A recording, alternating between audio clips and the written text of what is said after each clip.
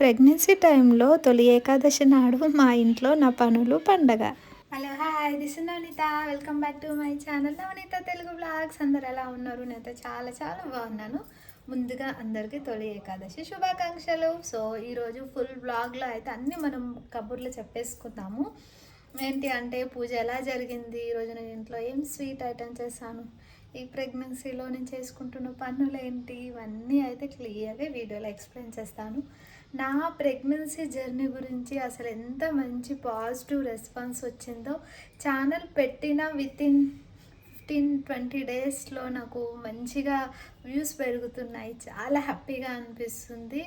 And అలాగే subscribes కూడా పెంచుకోండి అబ్బా ప్లీజ్. ఇంకేంటి వీడియోలో ఎక్స్ప్లెయిన్ చేసేది అంటే, నా ఇన్స్టాగ్రామ్లో చాలామంది కామెంట్స్ చేస్తున్నారు. వాళ్ళందరూ కూడా త్వరలోనే అమ్మ అని పిలిపించుకోవాలి, అమ్మ అనే పిలుపు చాలా దగ్గరికి వచ్చారని నాకు మనసుకు అనిపిస్తుంది. నేను ఆ వెంకటేశ్వర స్వామిని అలానే పూజిస్తున్నాను. చాలామంది ఓవులేషన్ గురించి కొన్ని డౌట్లు ఉన్నాయి, వాటి గురించి సపరేట్ వీడియో చేస్తానన్నమాట. ఇన్స్టాగ్రామ్లో అయితే చాలామంది కామెంట్ చేస్తున్నారు. వాళ్ళు బాధపడుతుంటే నాకు నిజంగా బాధ అనిపించింది.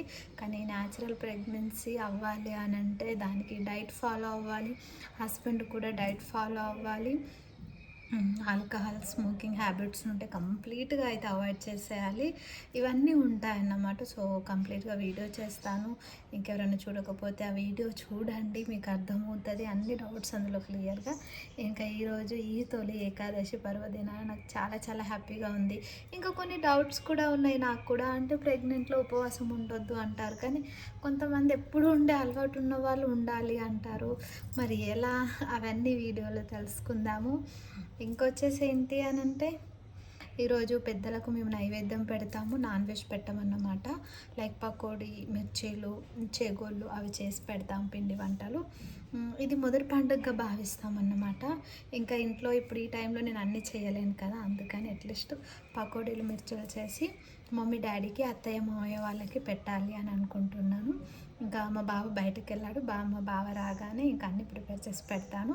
ఈవినింగ్ టైంలో అయినా సరే మనం నైవేద్యం పెట్టుకోవచ్చు. మార్నింగ్ మనం ఇంట్లో వెంకటేశ్వర స్వామికి పూజ చేసుకొని, ఇంక ఇంట్లో వెంకటేశ్వర స్వామికి పూజ, తర్వాత గడపకు ముగ్గులు, తర్వాత తులసి కోటకు అంతా ఇక అన్ని పనులు కంప్లీట్గా అయిపోయాయి అన్నమాట. 6 o'clock లేచాను. కానీ మా కన్నగాడు ఈరోజు బాధపడుకుంటూ స్కూల్కి వెళ్ళిండు. ఎందుకంటే యాక్చువల్గా ఎస్టర్డే బంద్ వల్ల స్కూల్ లేదు కదా, ఈరోజు సాటర్డే రోజు హాఫ్ డే ఉంటుంది అన్నమాట. కానీ ఎగ్జామ్స్ వల్ల ఫుల్ డే ఉంది. అలా కొంచెం డిసప్పాయింట్ అయ్యాడు మా కన్నగాడు. కానీ ఇంకేం చేస్తాం, తప్పదు కదా. సో వాళ్ళు లేడు కదా, కొంచెం డల్గా ఉంటుంది ఇల్లు ఇట్లా ఏదైనా పండగలు ఉన్నప్పుడు. ఇంకా ఇదన్నమాట. సో ఇంకా నా బేబీ నేనైతే చాలా హెల్తీగా ఉన్నాము, చాలా హ్యాపీగా అనిపిస్తుంది. ప్రెగ్నెన్సీ అంటే చిన్నగా పనుల వల్ల ఇబ్బంది పడుతున్నా కూడా నేను మంచిగా హ్యాపీగా ఉన్నాను అన్నమాట. సో నాకు ఎన్ని మంత్స్ ఉంటాయి ఇప్పుడు అనేది గెస్ట్ చేసి కామెంట్ చేయండి, అలాగే బ్లెస్ చేయండి. సో ఇంకా మనమంతా ఈ వీడియోలో అయితే కబుర్లో చెప్పేసుకుందాం, ఓకేనా? మరి స్కిప్ చేయకుండా చూడండి. నాకు తెలిసినంత వరకు తొలి ఏకాదశి అంటే కనుక అన్ని పండగలకు వచ్చే ముందు పండగ ఇదే అంటారు. ఇక నుంచే ఇంకా ప్రతి ఒక్క పండగలు మొదలవుతాయి అంటారు. నాకు తెలిసి తొలి ఏకాదశి అంటే మనం విష్ణువు, అదంటే వెంకటేశ్వర స్వామిని మనం పూజిస్తామన్నమాట. మీలో ఎంతమంది ఆ ఏడుకొండల వెంకటేశ్వర స్వామిని నమ్ముతున్నారో, మొక్కుతారో, ప్రార్థిస్తారో అనేది కామెంట్ చేయండి. నాకైతే వెంకటేశ్వర స్వామి అంటే అపారమైన భక్తి, చాలా చాలా ఇష్టము. అలాంటి పర్వదినాన నేను ఇంట్లో పూజ చేసుకోకుండా ఎలా ఉంటా చెప్పండి? ఎంత ఎర్లీగా లేచినా కూడా అయ్యే టైంకే పనులు అవుతాయి కదా. ఈరోజు ఏంటో మా కన్నగాడికి స్కూల్ ఉంది. పాపం ఎస్టర్డే హాలిడే ఇచ్చారు, అందుకని ఈరోజు స్కూల్ అన్నమాట. లేదంటే ఎవ్రీ సాటర్డే హాఫ్ డే అయినా, లేదంటే ఇలా ఏదైనా ఫెస్టివల్ టైం ఉంటే స్కూల్ ఉండదు కదా. వాడైతే చాలా డల్గా వెళ్ళిండు, చాలా బాధగా అనిపించింది. కానీ నా పనులు అయితే అన్నీ ఇంకా ఒక్కొక్కటి అయితే ఫినిష్ చేసుకున్నాను అన్నమాట. మీకు బ్యాక్గ్రౌండ్ కొంచెం డిస్టర్బెన్స్గా అనిపించవచ్చు, కానీ తప్పదండి. మా ఇల్లు రోడ్కే ఉంటుంది కాబట్టి అంత వెహికల్స్ రావడం వెళ్ళడం అలా అవుతూ ఉంటుంది. అలా అని చెప్పేసి వాయిస్ ఓవర్ ఇవ్వకుండా ఉండలేను కదా, అందుకే ఇంకా టైం చూసుకొని అయితే ఇదే టైం ఇస్తున్నా.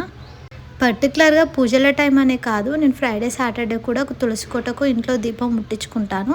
కాకపోతే ఈరోజు తొలి ఏకాదశి కాబట్టి ఇంట్లో ఖచ్చితంగా అంటే బియ్యం దీపంతోనైతే వెలిగించానన్నమాట.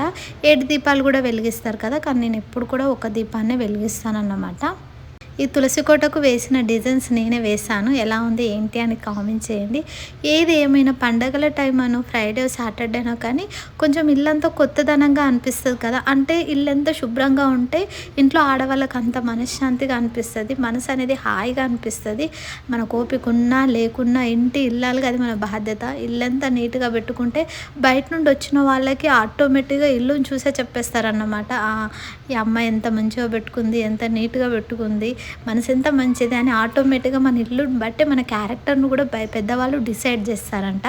ఇది ఎంతవరకు నిజమంటారు అనేది కామెంట్ చేయండి.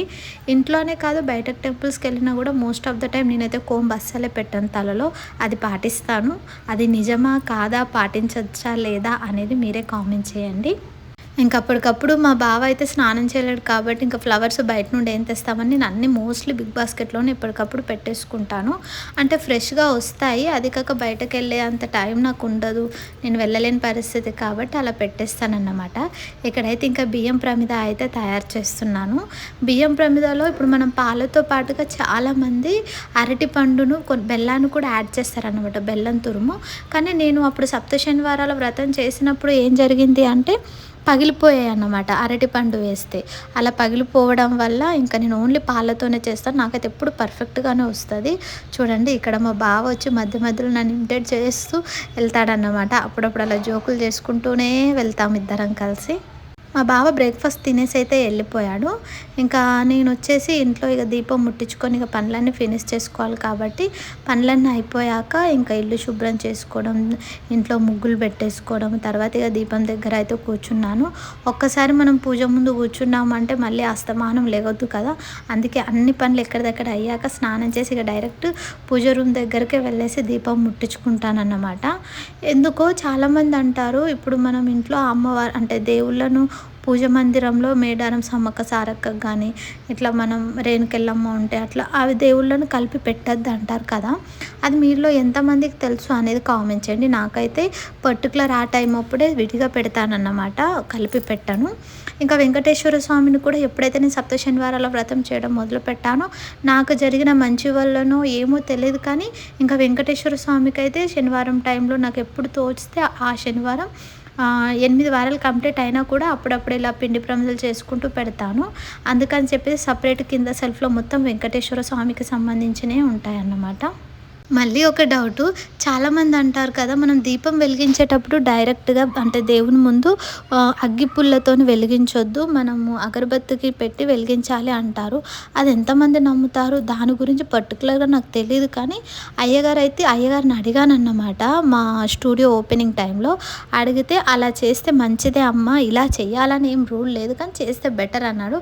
అందుకని అప్పటి నుంచి నేను కూడా డైరెక్ట్గా అగ్గిపుల్లతో వెలిగించకుండా అయితే ఫస్ట్ ఒక అగరబత్తి తీసుకొని దానికి వెలిగించి అయితే దీపారాధన చేస్తున్నాను. లోపల అంత పూజ దగ్గర అంతా కంప్లీట్ అయిపోయిన తర్వాత ఇంకా బయట తులసి కోట దగ్గర కూడా ఇంకా దీపం అయితే ముట్టించుకున్నాను అన్నమాట. నా తులసి కోట అంటే నాకు చాలా చాలా ఇష్టము. అంటే అందరికీ ఇష్టం ఉంటుంది అనుకోండి వాళ్ళ తులసి కోట, కానీ నేను వేసిన ముగ్గులు నా సొంతంగా నేను వేసా కాబట్టి నాకు అందుకేనేమో చాలా బాగా నచ్చుతుంది, ప్రశాంతంగా అనిపిస్తుంది. నేను మార్నింగ్ టైం దీపారాధన చేసినప్పుడే కాదు తులసి చెట్టు దగ్గర, ఈవినింగ్ టైం టీ తాగేటప్పుడు అలా, ఈవినింగ్ టైం దీపం ముట్టించినప్పుడు అలా ప్రశాంతంగా ఒక ½ అవర్ కూర్చుంటాను అన్నమాట. ఇంటి ముందే కదా కొంచెం ప్లేస్ ఉంటుంది స్టెప్స్ దగ్గర, అలా హ్యాపీగా కూర్చుంటే మనసంతా రిలీఫ్గా అనిపిస్తుంది. ఫైనల్గా అయితే మా ఇంట్లో పూజ అంతా పూర్తయిపోయిందన్నమాట. ఇంకా ఇంట్లోకి అయితే నేను పులిహోర చేశాను ఇంట్లోకి. అలాగే మేము ఈరోజు మార్నింగ్ టైంలో పూజ చేసుకుంటే ఈవినింగ్ టైం లేదంటే పూజ అయిపోయిన వెంటనే కూడా మేము పెద్దలకు నైవేద్యం సమర్పిస్తామన్నమాట. అంటే చనిపోయిన వాళ్ళకి, మా మమ్మీ డాడీకి, మా మావయ్య అత్తయ్యకి. అంటే నాన్ వెజ్ ఏం పెట్టాము, ఈరోజు పిండి వంటలు చేస్తారు జనరల్గా. కానీ ఇప్పుడు నా పరిస్థితి కొంచెం డిఫరెంట్ కాబట్టి అమ్మమ్మ వాళ్ళు ఊర్లో చేస్తున్నారు, నాకు కూడా కావాల్సినన్ని అవి తీసుకొని అత్తయ్య మామయ్య వాళ్ళు వస్తారన్నమాట ఇంకో 3-4 డేస్లో. అందుకని చెప్పేసి అమ్మమ్మ ఏమన్నదంటే ఓన్లీ ఒక మిర్చీలు పకోడీలు అలా చేయి పెట్టు నైవేద్యంగా, చాలు ఏం కాదు, అవి కూడా పిండియే కదా అని చెప్పేసి అన్నది. ఇంకా ఈ నెయ్యి వచ్చేసి ఊరు నుండి తీసుకొచ్చింది. అన్నీ స్పైసీ అవుతాయి కదా, సేమియా కూడా ఉంటే బాగుంటుంది అని చెప్పేసి సేమియా అయితే ప్రిపేర్ చేస్తున్నాను. ఆల్రెడీ పులిహోర చేయడం అయితే అయిపోయింది. తర్వాత ఇంకా సేమియా అయితే షుగర్తో చేయకుండా బెల్లంతో చేస్తున్నాను అన్నమాట. ఎందుకంటే కొంచెం షుగర్తో తొందరగా నాకు ఎక్కువ ఇదైపోతుంది, అంటే కఫ్ వచ్చేస్తుంది. దానివల్ల ప్రెగ్నెన్సీ టైం కదా, పక్కన మొత్తం నొప్పి వచ్చినట్టు అవుతుంది. మధ్యలో అలానే తిన్నానన్నమాట. దానివల్ల భయం వేసి, అలానే స్వీట్ క్రేవింగ్స్ ఏమో ఎక్కువగా ఉన్నాయి. అందుకే బెల్లంతో తింటే బెటర్ అని చెప్పేసి ఇంకా బెల్లాన్ని అయితే పానకంలాగా పట్టేసి ఇంకా జాలితో ఆడబోసానన్నమాట. దాంట్లో ఆల్రెడీ మనం నెయ్యితో ఎంచుకున్న కిస్మిస్లు, జీడిపప్పు, దాంతోపాటు సేమియా వీటన్నింటిని నన్ను వేసేసి ఇంకా పాలు కూడా పోసేస్తే పాకంది అంతా, అంటే మనం బెల్లం పానకం పడతాం కాబట్టి అన్నీగా మిక్స్ చేయడమే అన్నమాట. సేమ్ సేమియా ప్రాసెస్ ఇది కూడా, కాకపోతే షుగర్కు బదులు మనం బెల్లం యాడ్ చేస్తాము, బెల్లం పానకం అంతే. అంతకుమించి మొత్తం టోటల్ సేమ్ అన్నమాట. నాకైతే టేస్ట్ ఎలా అవుతుందో అనుకున్నాను, కానీ మా బావ తర్వాత ఇక్కడ మా తమ్ముని వాళ్ళకి ఆఫీస్ దగ్గరికి కూడా పంపించాను హాట్ బాక్స్లో పెట్టి. వాళ్ళు కూడా చాలా బాగుంది అక్క, బాగా కుదిరిందని అన్నారు. అంటే ఎవరైనా అలా కాంప్లిమెంట్ ఇస్తే భలే అనిపిస్తుంది కదా. ఈరోజు కొంచెం బ్యాక్ పెయిన్ బాగా వస్తుంది అబ్బా, అంటే కంటిన్యూస్గా పనులు చేసుకుంటూనే ఉన్నాను. కానీ పాపం మా బావ వచ్చిండు, ఇంకా నా వల్ల కాదు పకోడీలు మిర్చిలు చేయడం, ఇంకా నా ఓపిక అయితే మొత్తానికి పోయిందన్నమాట. ఇంకా చెప్పగానే కాల్ చేయగానే మా బావ ఆఫీస్ నుండి వచ్చేసి అయితే ఇంకా నైవేద్యం పెట్టాలి కదా అని చెప్పేసి గబగబా పకోడీలు అండ్ మిర్చీలు అయితే మా బావనే ప్రిపేర్ చేస్తున్నాడు. ఏది ఏమైనా ఈ విషయంలో నేనైతే లక్కీ అబ్బా, అంటే నాకు ఇలా ఉంది అనే కాదు, నా పాస్ట్ వీడియోస్లో చూసిన వాళ్ళకు కూడా అర్థమవుతుంది. నాకు ప్రెగ్నెన్సీ టైం అనే కాదు, మిగతా టైంలో కూడా మా బావ చాలా హెల్ప్ చేస్తాడు. కుకింగ్లో అయితే ఇంకా బాగా హెల్ప్ చేస్తాడన్నమాట ఓపిక్గా. ఇంకా తర్వాత పకోడీలు చేయడం అయిపోయింది. ఇంకా అన్నింటిని ఎందుకులే వీడియో షూట్ చేయడం అని లైట్గానే తీసాను. తర్వాత మిర్చీలు చేస్తున్నాడు, కానీ కొంచెం స్పైసీ ఎక్కువ అవుతుంది అని చెప్పేసి దాంట్లో చింతపండు, ఓమాని, ఇప్పుడు ఓమాని దంచేసి చింతపండును మిక్సీ చేసి అయితే దాన్ని చీలికలు పెట్టేసి ఆ మిర్చిలో పెడతారన్నమాట. దానివల్ల చాలా పుల్లగా మంచిగా అనిపిస్తుంది, అస్సలు స్పైసీనెస్ ఉండదు. ఎందుకంటే నాకు కొంచెం కడుపు మంటగా అనిపిస్తుంది అప్పుడప్పుడు, అందుకని చెప్పేసి అలా ప్రాబ్లం ఉండొద్దు అని. ఇంకా ఫైనల్లీ అయితే మా మామయ్యకి, మా మమ్మీ డాడీకి అయితే నైవేద్యం సమర్పించామన్నమాట. అందరికీ నైవేద్యం పెట్టేసి ఇంకా మేము తినేసరికి అయితే ఆల్మోస్ట్ 2:30 అయింది, చాలా లేట్ అయిందండి. సో ఇంత మంచి రెస్పాన్స్ వచ్చినందుకు థ్యాంక్ యూ సో మచ్. ఇంకేమైనా డౌట్స్ ఉంటే నా కామెంట్ సెక్షన్లో కామెంట్ చేయండి. అలాగే నా ఇన్స్టాని ఎలా ఫాలో అవుతూ నన్ను ఎంకరేజ్ చేస్తూ సపోర్ట్ చేస్తున్నారో నా యూట్యూబ్ ఛానల్ని కూడా అలాగే సపోర్ట్ చేయండి ప్లీజ్. సో నెక్స్ట్ వ్లాగ్స్ అయితే ఇంకా చాలా ఇంట్రెస్టింగ్ వ్లాగ్స్ వస్తాయన్నమాట. డైలీ నా వర్క్ ఎలా ఉంది ప్రెగ్నెన్సీలో, తర్వాత నాకు ఇంకా సైన్స్ అండ్ సిమ్టమ్స్ ఎలా ఉన్నాయి, and difference between first pregnancy and second pregnancy, like నా టీఫా స్కాన్ ఎలా ఉంది, టీఫా స్కాన్కి ఎప్పుడు వెళ్ళాను, అసలు నాకు ఇప్పుడు ఎన్ని మంత్స్, ఇప్పుడు నాకు ఎలాంటి క్రేవింగ్స్ ఉన్నాయి, అన్నీ క్లియర్గా అయితే లాంగ్ వీడియోస్ వస్తూనే ఉంటాయన్నమాట. Thanks for support. ఇంకా మీ సపోర్ట్ నాకు కావాలి. అండ్ అలాగే నా ఛానల్ని ప్లీజ్ లైక్ చేయండి, షేర్ చేయండి, అలాగే సబ్స్క్రైబ్ చేయండి. Thank you, bye.